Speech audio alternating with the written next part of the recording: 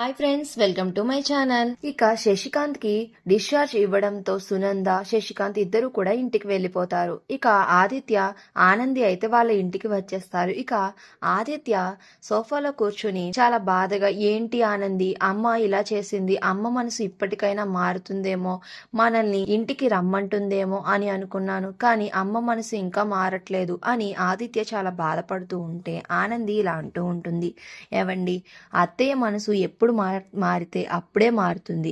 అక్కడ వాళ్ళు సంతోషంగా ఉన్నారు, ఇక్కడ మనం సంతోషంగా ఉన్నాం. అత్తయ్యకి నచ్చినట్టు చేయనివ్వండి.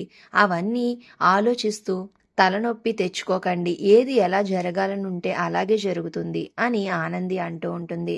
ఇక మరో పక్కన శశికాంత్ అయితే అంటూ ఉంటాడు సునందతో, సునంద, అసలు నువ్వు ఏమనుకుంటున్నావో నీకు తెలుస్తుందా? ఈ రోజు నేను ప్రాణాలతో ఇలా నీ ముందు ఉన్నానంటే దానికి కారణం ఆనంది. నీ చిన్న కోడలు మన పెళ్లి రోజుకి నీకు పట్టుచీర బహుమతిగా ఇవ్వాలనుకుంటుంది. కానీ నీ పెద్ద కోడలు నీకు నీకు నీ పసుపు కుంకుమాలనే బహుమతిగా ఇచ్చింది. ఆ విషయం నీకు అర్థమవుతుందా? ఆ విషయం నీకు తెలుస్తుందా?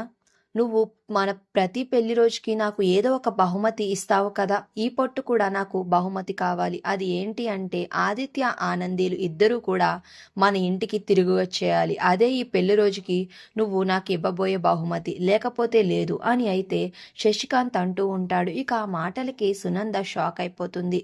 చెప్పు సునంద, నీ నిర్ణయం ఏంటి? నాకు బహుమతి ఇస్తావా అని శశికాంత్ అడుగుతూ ఉంటే సునంద ఏం సమాధానం చెప్పాలో తెలియక సతమతమవుతూ ఉంటుంది. ఇక సునంద చెప్పే నిర్ణయం కోసం శశికాంత్, ఇంకా సునంద చిన్న కోడలు, ఇంకా వాళ్ళ కొడుకు ఎదురు చూస్తూ ఉంటారు. అసలు ఏం జరుగుతుంది అనేది నెక్స్ట్ రివ్యూలో తెలుసుకుందాం. వీడియో నచ్చితే ప్లీజ్ సబ్స్క్రైబ్.